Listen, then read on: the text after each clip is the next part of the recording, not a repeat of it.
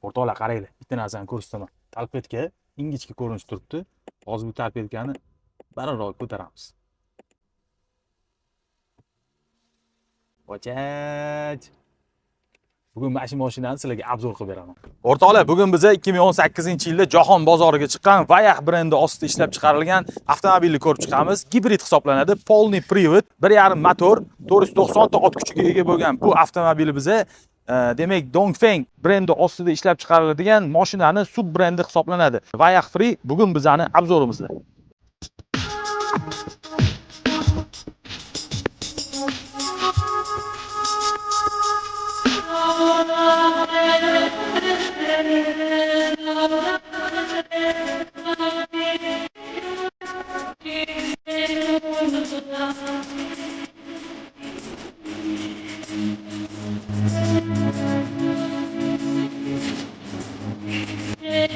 O'rtoqlar, bu avtomobilimizda 1.5 turbina motor, demak generator vazifasini bajaradi. Ya'ni avtomobilni tortish uchun xizmat ko'rsatmaydi, balki akkumulyatorlarga zaryad berish uchun xizmat ko'rsatadigan dvigatel hisoblanadi. 43 kilovatli akkumulyatorlar o'rnatilgan. Bu akkumulyatorlarimizda demak bitta zaryadkada 200 kilometr yo'l bosib o'tadi. Qolgan zaryadka tugagandan keyin albatta akkumulyatorga demak zaryadkani dvigatel yetkazib bera oladi.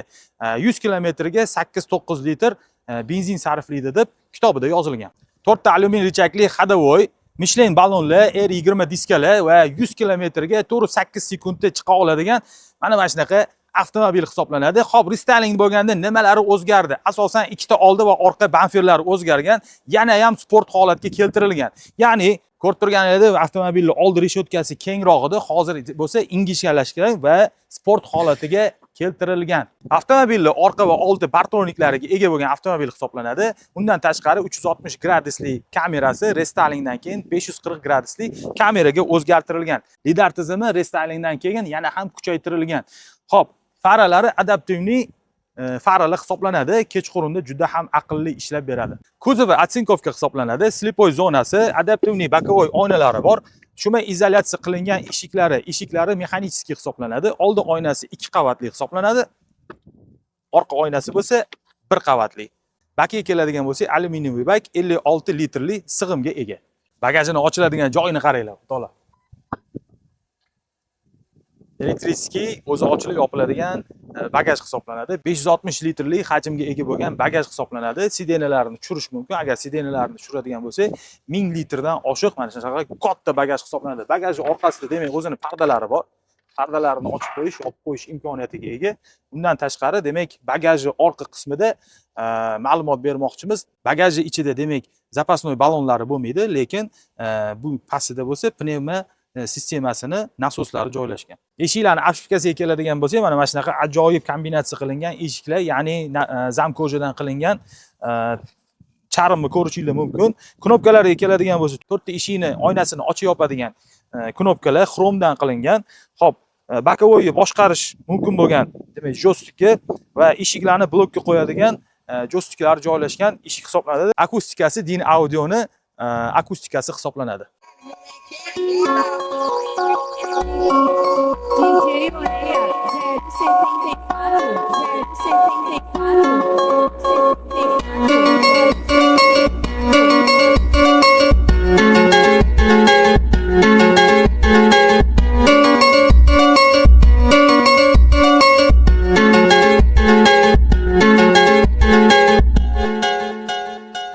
Avtomobilning ichki interyeri haqida gaplashadigan bo'lsak, restylingdan keyin demak skorosti richagi barra ustida joylashganida oldin, hozir bo'lsa demak rulni yon tomoniga o'tkazilgan.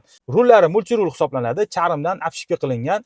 Xo'p, torpedkasiga keladigan bo'lsak, zamkojadan obshivka qilingan mana shunaqa ajoyib torpedka hisoblanadi. Bu torpedkani videoni boshida ko'rsatganimizdek, demak ko'tarib tushirish imkoniyatiga ega bo'lgan torpedka hisoblanadi. Ya'ni o'zingizga xohlagan usulda demak ingichka yoki baland qilib olishingiz mumkin bo'ladi.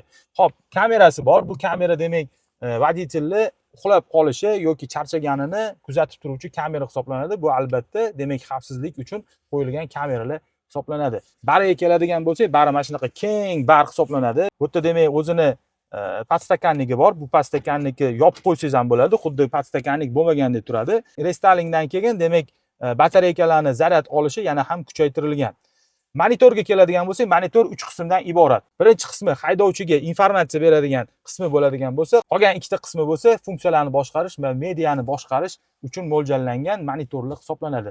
Monitorimiz bo'lsa, torpedkada uzun qilib joylashtirilgan ajoyib ko'rinishdagi monitorlar hisoblanadigan mana shunaqa avtomobil. Avtomobilning bari haqida qisqacha informatsiya beraman. Demak, tag qismi ochiq bo'ladi. 12 voltli переключатель bor.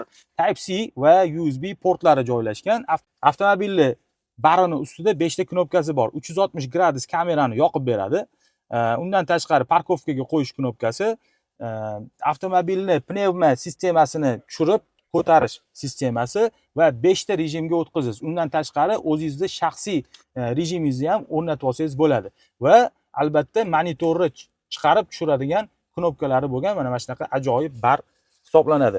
Barni ochiladigan chuqurgina joyi bor va ikkita podstaganlikka ega bo'lgan joylari ham joylashgan. Sidenalar haqida gaplashadigan bo'lsak, Alcantara bilan demak zamkojani perforatsiya qilingan sidenalar hisoblanadi. Massaj, abduv, abagrev barcha funksiyalari bor.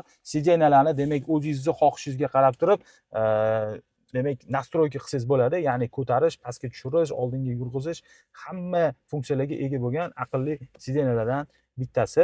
Xo'p, avtomobilning tom qismiga o'tadigan bo'lsak, panoramali tom, restarlingdan kelgan lyuk qo'shilgan. Lyuklari ham ko'rib turganinglardek, demak juda ham katta bo'lgan, bahaybat bo'lgan lyuk hisoblanadi.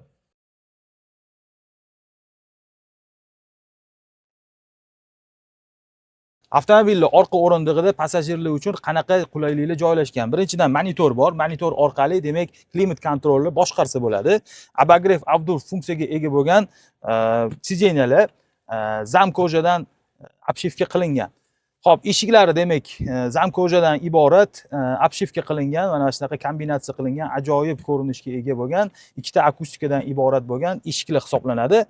Xo'p, undan tashqari farzandinglar agar mashinaga chiqadigan bo'lsa, detskiy rejim yoqiladi. Demak, bu albatta xavfsizlikni oldini olish uchun qilingan. Farzandinglar eshiklarni ochib yuborishni oldini oladi. Avtomobilning demak orqa tomonida podlokotniki bor. Podlokotnikda demak ko'rib turganinglardek podstakanligi chiqadi ajoyib ravishda. Mana shunaqa podlokotnik qilingan. Undan tashqari pastda demak Type C va USB portlari bor. Tepa qismiga keladigan bo'lsak, knopkali demak yoritgichlari bor bo'lgan. Mana shunaqa avtomobil. Bu avtomobilni bitta aybini ko'rdim. Bu bo'lsa eshiklari mexanический bo'lgani, qolgan bir aybini uchratganim yoki ko'rganim yo'q. O'rtoqlar, avtomobilimiz haqida qisqacha ma'lumot berishga harakat qildik. Obzorimiz yoqqan bo'lsa, bitta like bosib qo'yasizlar, bizani kuzatishda davom etinglar. Bu avtomobilni A-bozor Comfort salonlaridan 37.500 dollarga xarid qilishingiz mumkin bo'ladi. Voyaq Free avtomobilining turli xil ranglari bor. Kelib buyurtma bersanglar ham bo'ladi. Kelinglar, sizlarni kutamiz. Keyingi obzorimizda ko'rishganda ko'rishguncha.